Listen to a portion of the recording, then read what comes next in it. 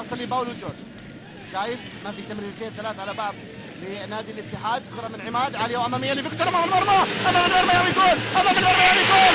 الفيكتوري تيم يتقدم للنادي الأهلي ويقول يا أحلى جمهور ويا أحلى تيم، هذا الهدف الأهلاوي الثاني. يا سلام، القلعة لا تكون على رد بهدف ثاني. عماد يصنع لفيكتور سيموس، للفيكتوري تيم السريع يضعها في المرمى ويعلن عن تقدم النادي الاهلي بهدفين للاهلي الزين على حساب شقيق نادي الاتحاد.